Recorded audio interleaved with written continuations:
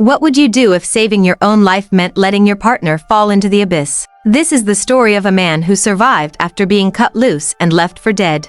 In 1985, two climbers reached the summit of Silla Grande in the treacherous Peruvian Andes. During the descent, a disaster struck when Joe Simpson slipped and shattered his leg completely.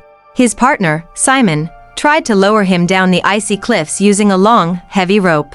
A sudden blizzard blinded them, and Joe swung helplessly over the edge of a massive crevasse. With Joe hanging over a cliff and pulling Simon down, Simon had to make a choice. To save his own life, Simon was forced to cut the rope, sending Joe into the abyss. Joe fell 100 feet into a dark, frozen cavern, landing on a narrow ledge of ice. Simon eventually left the mountain, haunted by the belief that his friend was certainly dead. But Joe was alive, trapped in a silent, blue tomb with a leg that could not move. Instead of waiting for a slow death, he decided to crawl deeper into the dark crevasse.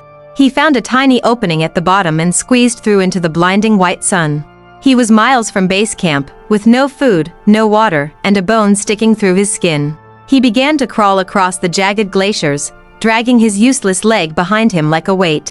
Every inch was a battle of agony, his screams lost in the howling mountain winds. He became so dehydrated that he began to hallucinate, hearing voices in the rhythmic snow.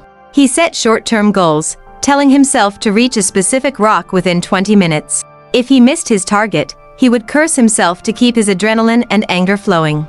For 3 days and nights, he moved like an animal, fueled by a primal instinct to live. His clothes were frozen to his skin, and his fingers were blackened by the biting frostbite. On the final night, he smelled the faint scent of a wood fire and human waste. He had reached the edge of the base camp just as his partners were packing to leave. He crawled into the camp at midnight, a ghostly figure covered in ice and dirt. Simon woke up to hear his name being called by a man he thought he had killed. The shock was total, but the rescue began immediately to save Joe's failing body. Joe underwent 6 major surgeries and doctor was told he would never be able to climb again. Defying every medical professional, he returned to the mountains only 2 years later. He forgave Simon instantly, knowing the impossible choice his friend had been forced to make. His story, Touching the Void, became a legend of human endurance and mental power. It proves that even when the rope is cut, you still have the power to save yourself. Your greatest strength isn't in your muscles, but in the refusal to let the silence win. Like and subscribe. Thanks for watching.